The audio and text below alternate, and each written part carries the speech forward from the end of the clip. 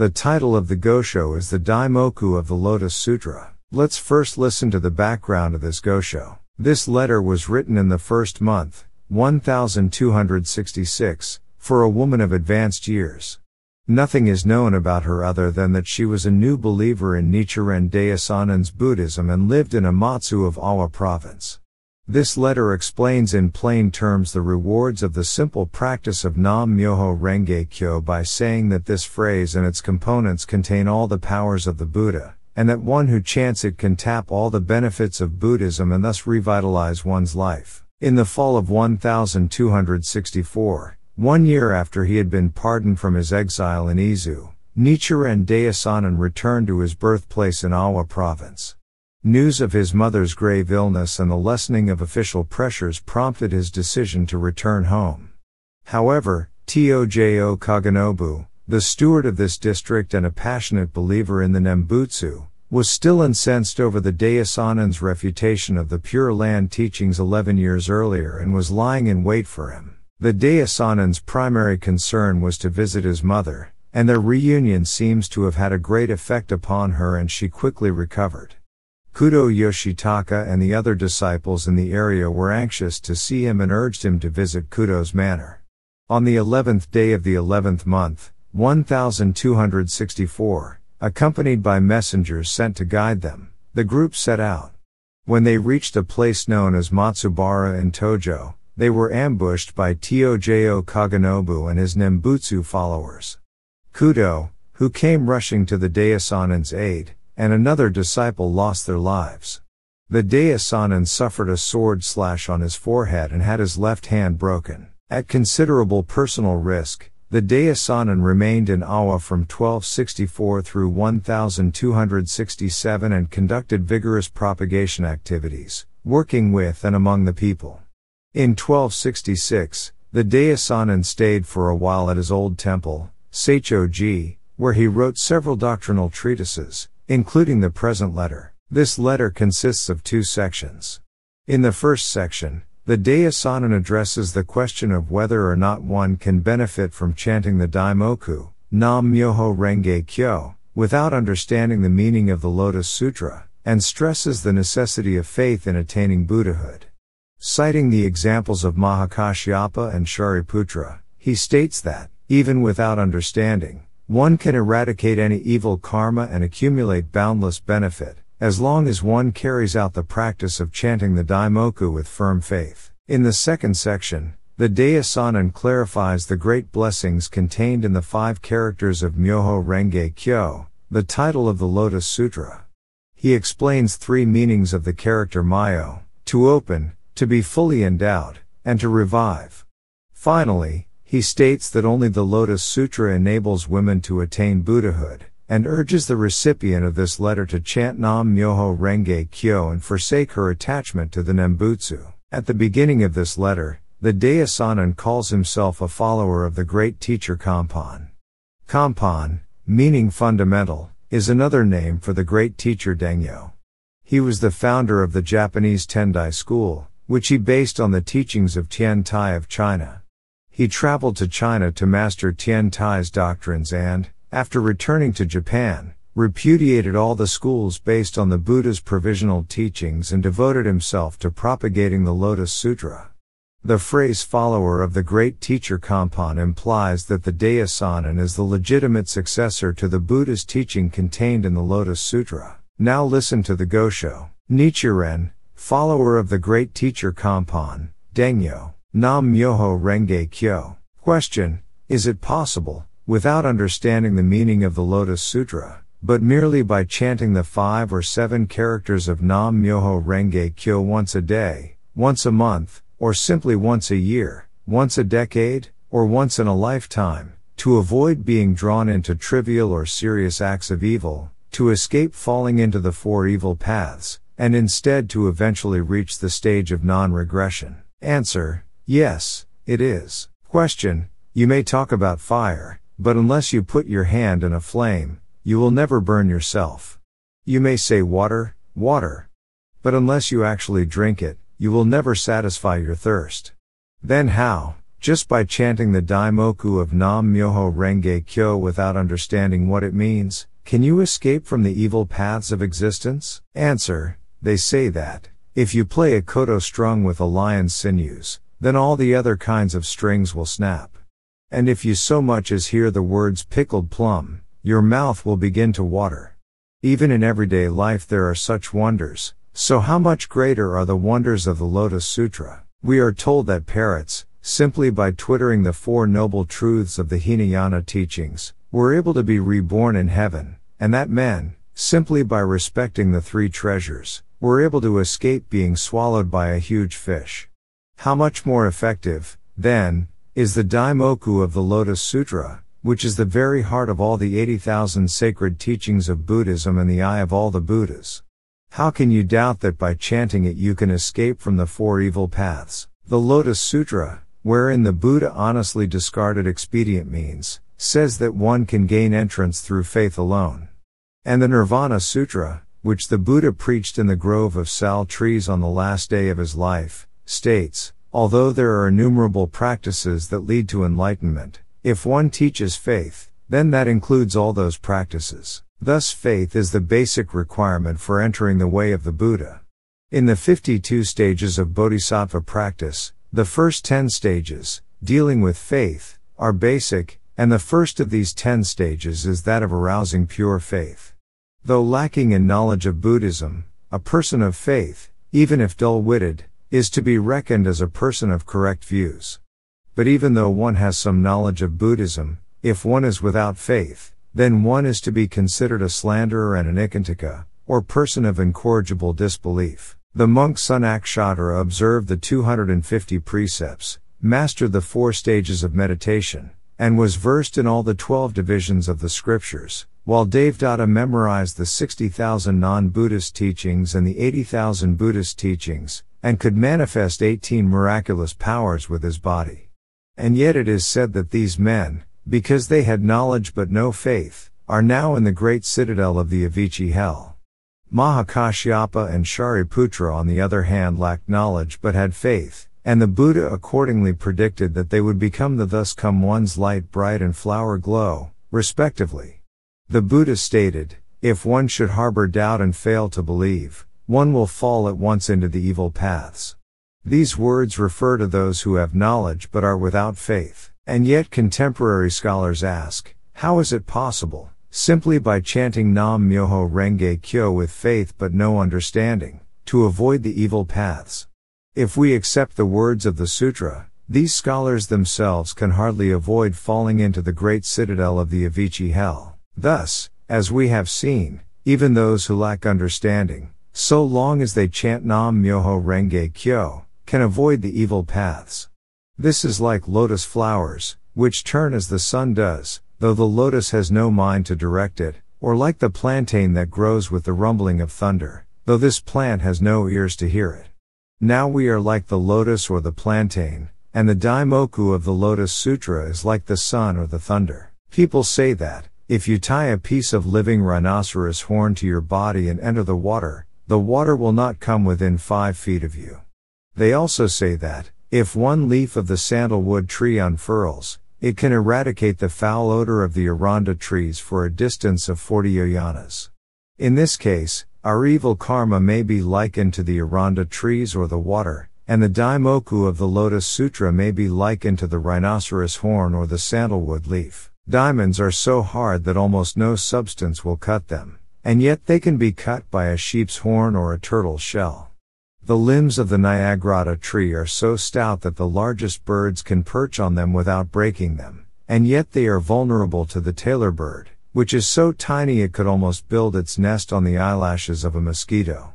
Here, our evil karma is analogous to the diamond or the Nyagrata tree, and the Daimoku of the Lotus Sutra, to the sheep's horn or the tailor bird. Amber draws dust, and a magnet attracts iron particles. Here our evil karma is like the dust or iron, and the Daimoku of the Lotus Sutra is like the amber or the magnet. If we consider these analogies, we can see why we should always chant Nam-myoho-renge-kyo. The first volume of the Lotus Sutra states, throughout incalculable, innumerable kalpas it is rare that one may hear this law. And the 5th volume says, as for this Lotus Sutra, throughout immeasurable numbers of lands one cannot even hear its name. Thus it is an extremely rare thing to hear the name of the Lotus Sutra. Though the Buddhist Sushanta and many treasures made their appearance in the world, they did not utter so much as the name of the Lotus Sutra. And though the thus come one Shakyamuni made his advent expressly for the purpose of preaching the Lotus Sutra, he kept the name of that sutra a secret and never referred to it for a period of 42 years. It was only when he reached the age of 72 that he first began to intone Nam-myoho-renge-kyo, the Daimoku of the sutra. However, the people of faraway countries such as China and Japan were unable to hear of it at that time.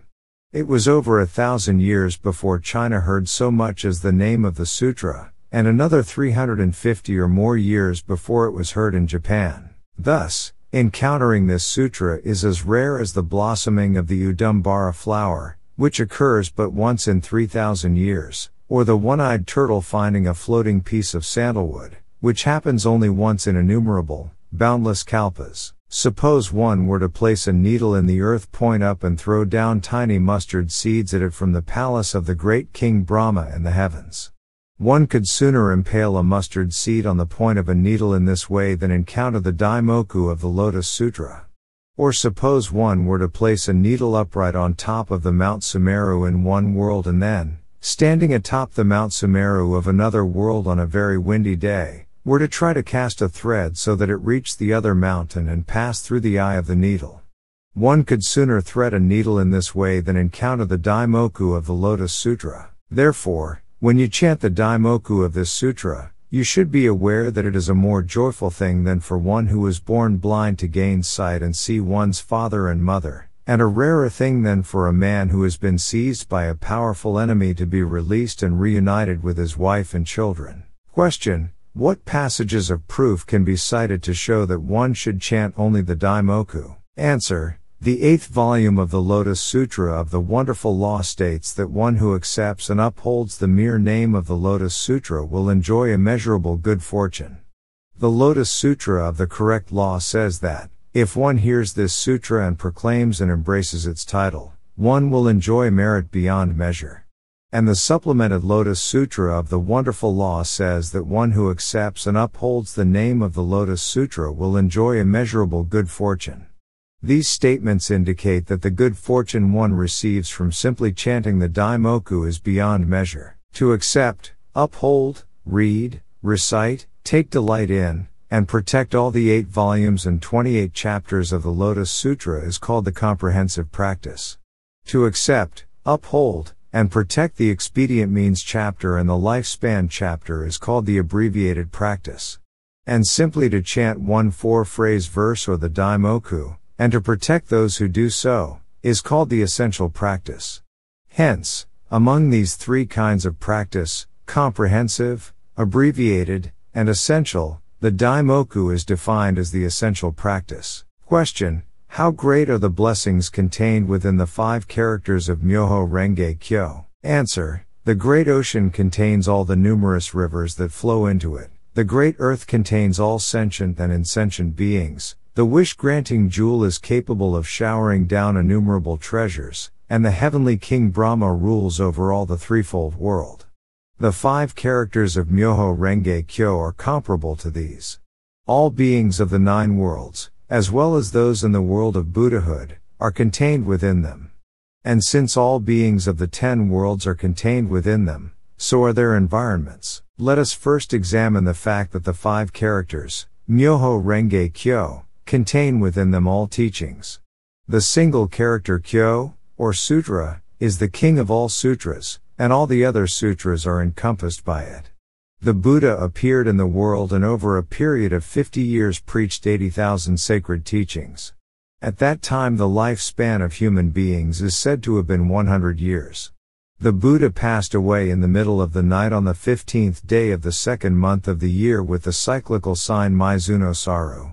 Thereafter, during some 90 days of summer, or the period from the 8th day of the 4th month until the 15th day of the 7th month of the same year, 1,000 arhats gathered at the compilation hall and set down all the sutras. After that, during the 1,000 years of the former day of the law, all these various sutras spread throughout the 5 regions of India, but they did not reach as far as China. It was only in the 15th year of the middle day of the law, 1,015 years after the Buddha's passing, that Buddhist sutras were first introduced to China. This was in the year with the cyclical sign Hinoto Yu, the 10th year of the Young Ping era, CE 67, in the reign of Emperor Ming of the later Han dynasty. From that time until the year with the cyclical sign Kanu Uma, the 18th year of the Kai Yuan era, CE 730, in the reign of Emperor Xuan Cheng of the Tang dynasty, a total of 176 translators went over to China, taking with them 1,076 sutras, works on discipline, and treatises comprising 5,048 volumes contained in 480 scroll cases.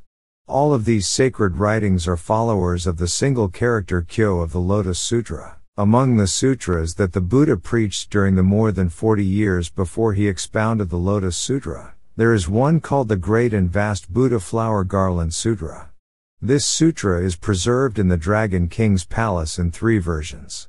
The first version contains as many chapters as the dust particles of 10 major world systems. The second version contains 498,800 verses, and the third version contains 100,000 verses in 48 chapters. Outside of these 3 versions, only the smaller texts such as the 80-volume and 60-volume versions are preserved in China and Japan. In addition, there are the Hinayana Agama Sutras, and the various Mahayana Sutras of the correct and equal and the wisdom periods. Among the latter, the Sanskrit text of the Mahavairakana Sutra devotes a total of 3,500 verses simply to the explanation of the 5 characters of the mantra Avaraka, to say nothing of the countless verses it uses to describe the seeds, august forms, and samayas of the various honored ones. In China, however, the text exists in a mere 6 or 7 volume form.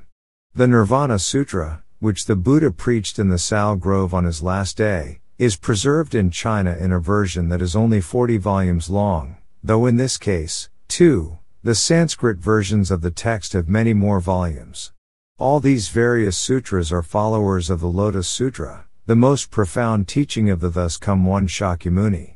In addition, all the sutras expounded by the 7 Buddhas of the past, the 1,000 Buddhas, or the Buddhas of countless kalpas ago, as well as those expounded by the Buddhas presently living in the 10 directions, are followers of the single character Kyo of the Lotus Sutra. Thus, in the Medicine King chapter of the Lotus Sutra, the Buddha addresses Bodhisattva constellation King Flower, saying that, just as the ocean is foremost among all the rivers, streams, and other bodies of water, just as Mount Sumeru is foremost among all the mountains, and just as the moon is foremost among the heavenly bodies, so the Lotus Sutra is likewise among all the sutras. The great teacher Miao Lo says in his commentary that the Lotus Sutra is foremost among all the sutras preached in the past, now being preached, or to be preached in the future. Within this single character Kyo are contained all the sutras in the worlds throughout the 10 directions. It is like the wish-granting jewel that contains within it all manner of treasures, or the vastness of space that encompasses all phenomena. And because this single character Kyo of Myoho-renge-kyo is the supreme achievement of the Buddha's lifetime of teaching, the other 4 characters, Myoho-renge, likewise surpass all the other 80,000 doctrines that the Buddha taught. Coming now to the character Myo, the Lotus Sutra says, this sutra opens the gate of expedient means and shows the form of true reality. The great teacher Chang'an states, Myo means to reveal the depths of the secret storehouse. The great teacher Miao Lo says of this, to reveal means to open. Hence the character Myo means to open. If there is a storehouse full of treasures but no key, then it cannot be opened, and if it cannot be opened, then the treasures inside cannot be seen. The Buddha preached the Flower Garland Sutra, but he did not therein expound the key to open this sutra. Likewise, in the more than 40 years that followed, he preached the sutras of the Agama, correct, and equal, and wisdom periods as well as the Meditation Sutra, but he did not reveal their meaning. Their doors remained closed, and therefore no one could understand these sutras. Even though people thought they understood, their understanding was in fact distorted. But then the Buddha preached the Lotus Sutra and in this way opened the storehouses of the sutras. And for the first time in more than 40 years, all the people of the 9 worlds were able to view the treasures that lay within. To give an analogy, even though there are people and animals, plants and trees on the earth, without the light of the sun or moon, even those with good eyes cannot make out their shapes and colors. It is when the sun or moon rises that one can discern for the first time what these things really look like. The sutras that preceded the Lotus Sutra were shrouded in the darkness of a long night, and the essential and theoretical teachings of the Lotus Sutra were like the sun and moon. Among the bodhisattvas with their 2 good eyes, the cross-eyed people of the 2 vehicles, ordinary people with their blind eyes, or ikanikas who have been blind since birth, there were none who could make out the true color or shape of things by means of the earlier sutras. But when the Lotus Sutra was preached and the moon of the theoretical teaching came forth, first the bodhisattvas with their 2 good eyes gained enlightenment, and then the cross-eyed people of the 2 vehicles. Next the blind eyes of ordinary people were opened, and then even ikantikas, who had been blind from birth, were able to establish a relationship with the Lotus Sutra that assured them that their eyes would one day open. All this was due entirely to the virtue of the single character Myo. There are 2 Myo, or mystic, principles expounded in the Lotus Sutra, one in the first 14 chapters, which constitute the theoretical teaching, and one in the latter 14 chapters, which constitute the essential teaching. From another point of view, there are 20 mystic principles, 10 in the theoretical teaching and 10 in the essential teaching, or there are 60 mystic principles, 30 in the theoretical teaching and 30 in the essential teaching. From yet other points of view, 40 mystic principles may be discerned in each half of the Lotus Sutra. By adding these to the 40 mystic principles concerning the observation of the mind, the single character Myo will be found to contain fully 120 Myo, or mystic, principles. One fundamental Myo, or mystic, principle underlies every one of the 69,384 characters that make up the Lotus Sutra. Hence the Lotus Sutra comprises a total of 69,384 mystic principles. Myo in India is rendered as sad, and in China, as meow. Myo means to be fully endowed, which in turn has the meaning of perfect and full. Each word and each character of the Lotus Sutra contains within it all the 69,384 characters that compose the sutra. To illustrate, one drop of the great ocean contains within it the waters of all the various rivers that flow into the ocean, and a single wish-granting jewel, though no bigger than a mustard seed, is capable of showering down the treasures that one could wish for with all the wish-granting jewels. To give another analogy, plants and trees are withered and bare in autumn and winter, but when the sun of spring and summer shines on them, they put forth branches and leaves, and then flowers and fruit. Before the preaching of the Lotus Sutra, the people in the 9 worlds were like plants and trees in autumn and winter. But when the single character Myo of the Lotus Sutra shone on them like the spring and summer sun, then the flower of the aspiration for enlightenment blossomed, and the fruit of Buddhahood or rebirth in the Pure Land emerged. Bodhisattva Nagarjuna in his treatise on the great perfection of wisdom says, "The Lotus Sutra is, like a great physician who can change poison into medicine." This quotation occurs in a passage in Great Perfection of Wisdom that explains the virtues inherent in the character Myo of the Lotus Sutra. The great teacher Miao Lo remarks, because it can cure what is thought to be incurable, it is called Myo, or wonderful. In general, there are 4 kinds of people who have great difficulty in attaining Buddhahood or rebirth in the Pure Land.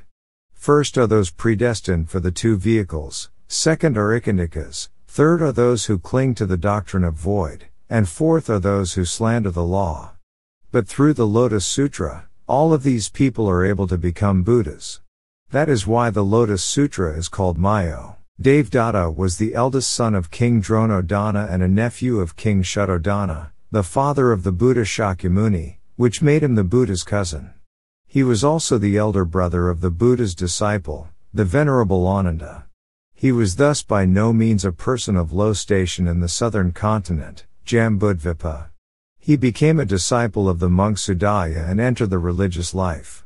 From the Venerable Ananda he learned the 18 miraculous powers, and he committed to memory the 60,000 teachings of the non-Buddhist schools and the 80,000 teachings of Buddhism.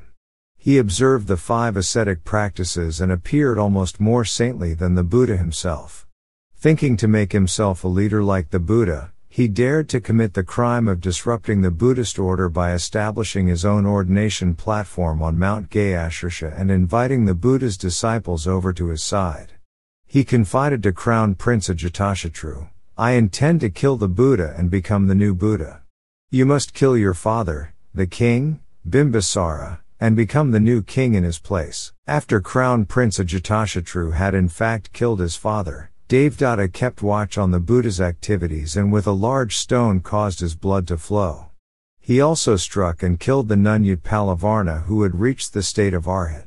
Thus he committed fully 3 of the 5 cardinal sins. In addition, with the Venerable Kokalika as his disciple and King Ajatashatru as his patron, Devadatta began to attract followers from everywhere, until throughout the 5 regions of India with its 16 great states, 500 middle-sized states, and 10,000 small states, every soul guilty of 1, 2, or 3 of the cardinal sins was a member of his group.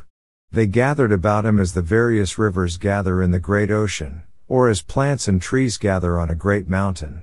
As the wise gathered about Shariputra, and those with transcendental powers flocked to Moggalliyana, so did evil persons throw in their lot with Devadatta. As a result, the great earth, which is 168,000 yojanas thick and rests on a windy circle as hard as a diamond, nevertheless split open, plunging Devadatta alive into the great citadel of the hell of incessant suffering. His leading disciple Kokalika also fell into hell alive, as did the Braham's daughter Chincha, King Viradaka, and the monk's son Akshatra. Moreover, the people of India with its 5 regions and 16 great states, 500 middle-sized states, and 10,000 small states all observe this. Those in the 6 heavens of the world of desire and in the 4 meditation heavens, all beings in both the worlds of form and formlessness, including Brahma, Shakra, the devil king of the 6th heaven, and King Yama, likewise witness their fate. All the beings throughout the major world system and the worlds of the 10 directions heard about this, and unanimously concluded that, even though as many kalpas should pass as there are dust particles of the land, Devadatta and the others would never escape from the great citadel of the hell of incessant suffering, and that, though the stone that marks the duration of a kalpa might be worn completely away, they would continue to suffer in the Avicii hell. How astounding, then, that in the Devadatta chapter of the Lotus Sutra Shakyamuni Buddha should reveal that Devadatta was his teacher in a past existence and should predict that he would attain enlightenment in the future as a thus come one called Heavenly King. If the sutras preached before the Lotus Sutra are true, then the Lotus Sutra must be an outrageous lie. But if the Lotus Sutra is true, then the previous sutras must be guilty of perpetrating the wildest deceptions. If Devadatta, who committed 3 of the 5 cardinal sins and in addition was guilty of countless other grave offenses, could become the thus come one heavenly king, then there can be no doubt that the other evildoers who committed only 1 or 2 of the cardinal sins will surely attain the way as well. For if the great earth itself could be overturned, then the plants and trees on it would as a matter of course be overturned. And if one can crush the hardest stone, one can certainly bend the pliant grasses. Therefore, the Lotus Sutra is called Myo. Coming now to the subject of women, we find that they are strongly condemned in both the Buddhist and non-Buddhist writings. The works known as the 3 records and the 5 canons of the 3 sovereigns and 5 emperors of ancient China depict them as fawning and crooked. For this reason, disaster is said to have come about because of the 3 women of antiquity. Thus women are identified as the cause of the downfall of a nation and its people. The Flower Garland Sutra, the first great teaching that the Buddha preached following his enlightenment, states, "Women are messengers of hell who can destroy the seeds of Buddhahood. They may look like bodhisattvas, but at heart they are like yaksha demons." The Nirvana Sutra, The Buddha's last teaching that he delivered in the grove of sal trees, says, all rivers and streams are invariably winding and devious, and all women are invariably fawning and crooked. It also says, if all the desires and delusions of all the men throughout the major world system were lumped together, they would be no greater than the karmic impediment of one single woman. When the Flower Garland Sutra says that women can destroy the seeds of Buddhahood, it means that they scorch and burn the seeds that would otherwise allow them to become Buddhas. When clouds mass in the sky in a time of great drought and heavy rain falls to earth, then countless withered plants and trees everywhere will put forth blossoms and bear fruit. But this is not true of seeds that have been scorched. They will never sprout, rather the heavy rain makes them rot. Now the Buddha is like the masses of clouds, his teachings are like the heavy rain, and the withered plants and trees are like all living beings. When they are watered by the rain of the Buddha's teachings and observe the 5 precepts, the 10 good precepts, and the meditative practices, all of which bring merit, they will put forth blossoms and bear fruit.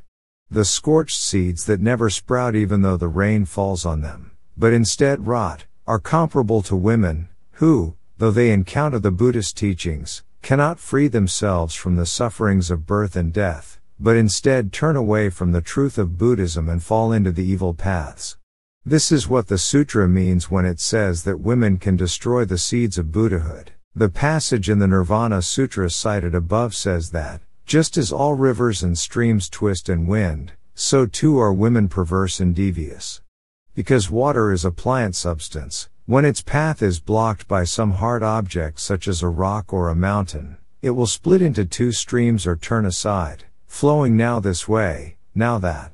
Women are the same, their minds are soft and weak. Though they may believe that a certain course is right, if they come up against the strong will of a man and find their way blocked, then they will turn in some direction quite different from the one they originally intended. Again, though you may trace pictures on the surface of the water, nothing of what you have drawn will remain. Women are the same, for lack of steadfastness is their basic character. Hence they will think a certain way at one moment, and then a moment later have quite a different view. But the basic character of a Buddha is honesty and straightforwardness. Hence women, with their devious ways, can never become Buddhas. Women are doomed to the 5 obstacles and the 3 types of obedience. Hence the Silver-Colored Woman Sutra says that, even if the eyes of the Buddhas of the 3 existences were to fall to the ground, no woman could ever attain Buddhahood. Great Perfection of Wisdom says that one could sooner catch the wind than grasp the mind of a woman. Yet though all female beings were so despised in the various sutras, when Bodhisattva Manjushri spoke the single character Myo, a woman was instantly able to become a Buddha. So extraordinary was this occurrence that Bodhisattva wisdom accumulated, the foremost disciple of the Buddha many treasures in the world of treasure purity, and the venerable Shariputra, who was known among the thus come one Shakyamuni's disciples as the foremost in wisdom, protested. They said that, according to all the Mahayana and Hinayana sutras that the Buddha had preached in the previous 40 years and more, the Dragon King's daughter could not possibly become a Buddha. And yet in the end their arguments were of no avail, and in fact she did become a Buddha. Thus the passage in the Buddha's first sutra declaring that women can destroy the seeds of Buddhahood, and that in his final sermon in the Sal Grove about how all rivers and streams are invariably winding and devious, were utterly contradicted, and the views reflected in the Silver-Colored Woman Sutra and Great Perfection of Wisdom were proven to be nonsense. Wisdom accumulated and Shariputra were obliged to still their tongues and shut their mouths, while all the human and heavenly beings present at the great gathering where the Lotus Sutra was preached pressed their palms together in an excess of joy. All this was due entirely to the virtue of the single character Myo. In this southern continent of Jambudvipa there are 2,500 rivers, and every single one of them is winding. They are devious like the minds of the women of Jambudvipa. And yet there is one river called the Sahaya that follows a course as straight as a taut rope, flowing directly into the Western Sea.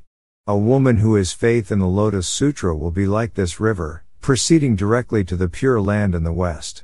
Such is the virtue inherent in the single character Myo.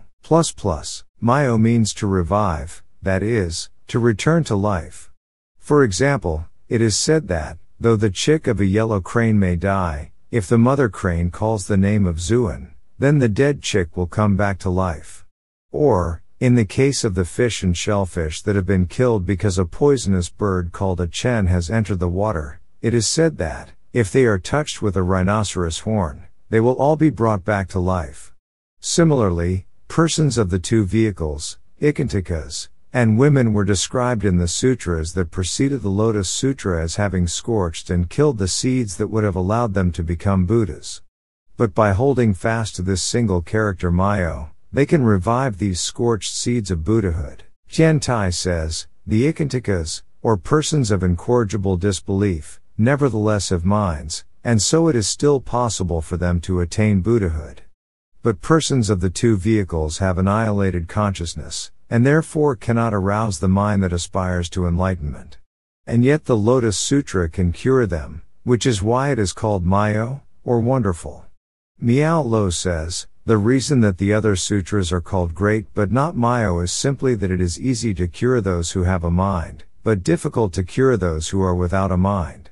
Because it, the Lotus Sutra, can cure what is thought to be incurable, it is called Myo, or wonderful. These passages refer to the fact that sutras such as the Great and Vast Buddha Flower Garland Sutra, the Great Collection Sutra, the Great Perfection of Wisdom Sutra, and the Great Nirvana Sutra all have the character great in their titles but not the character Myo, or wonderful. This is because they can only cure the living but are unable to cure the dead. The Lotus Sutra, however, can cure the dead as well as the living, and therefore it has the character Myo in its title, Nam-myoho-renge-kyo. Thus, with the other sutras, persons who should by rights become Buddhas cannot do so. But with the Lotus Sutra, even those who would ordinarily find it impossible to do so can attain Buddhahood, not to mention those for whom it is relatively easy. This being the case, in the time since the Lotus Sutra was preached, there ought not to be a single person who adheres to the other sutras. Now the 2,000 years of the former and middle days of the law have passed, and we have entered the latter day of the law.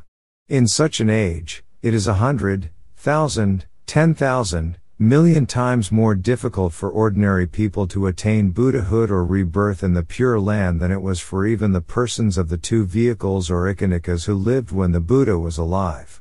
And yet people nowadays think that, by relying on the Meditation Sutra or some other of the sutras preached in the more than 40 years before the Lotus Sutra, they can escape the sufferings of birth and death. How futile, how utterly futile. Women, whether they live at the time of the Buddha or in the former, middle, or latter day of the law, cannot attain Buddhahood through any teaching but the Lotus Sutra. None of the other sutras expounded by any of the Buddhas anywhere can help them. The great teacher Tiantai Chi-che, who heard the Buddha's teachings at Eagle Peak and later attained an awakening in the place of meditation, has stated unequivocally, the other sutras only predict Buddhahood, for men, but not for women. This sutra predicts Buddhahood for all. The thus come one Shakyamuni, in the presence of many treasures Buddha and the Buddhas of the 10 directions, preached the Lotus Sutra over a period of 8 years at the place called Eagle Peak northeast of Rajagriha in the kingdom of Magadha. The great teacher, Tiantai Chi-che, was present and heard him preach. During my 50 years of teaching, said the Buddha, I have preached various sacred doctrines, all in order to bring benefit to living beings. In the sutras of the first 42 years, I taught that it was not possible for women to attain Buddhahood. But now with the Lotus Sutra, I declare that women can become Buddhas. Northeast of Eagle Peak, at a distance of some 108,000 ri beyond the mountains and seas, there is a country called Mahashina, in Sanskrit. We know it as China. Some 1500 years after the Buddha's passing, there appeared in this country a messenger of the Buddha called the great teacher Tiantai Chi-che, who declared that women could never attain Buddhahood through any teaching other than the Lotus Sutra. 3,000 ri to the east of China, there is a country called Japan. Some 200 years after the great teacher Tiantai passed away, he was reborn in this country and bore the name of the great teacher Dengyo. He then wrote a work entitled The Outstanding Principles of the Lotus Sutra, in which he stated, Neither teacher nor disciples need undergo countless kalpas of austere practice in order to attain Buddhahood. Through the power of the Lotus Sutra of the wonderful law they can do so in their present form. Thus he made clear why the Dragon King's daughter was able to become a Buddha. It may seem somewhat difficult for women of the age we live in to attain Buddhahood in their present form. But if they put their trust in the Lotus Sutra, there is no doubt that they will be reborn in the pure land of perfect bliss. They will reach it more readily than the rivers and streams flowing into the great ocean, or more swiftly than the rain falling from the sky. And yet we find that the women throughout Japan do not chant Nam-myoho-renge-kyo. Instead, they put their faith in works such as the 2-volume Sutra or the Meditation Sutra, which can never lead women to the pure land or to Buddhahood. They intone the name of the Buddha Amida 60,000 or 100,000 times a day. Amida is indeed the name of a Buddha, and to invoke it would seem to be a laudable practice. But because the women who do so are relying upon sutras that can never lead women to Buddhahood or to rebirth in the Pure Land, they are in effect merely counting other people's riches.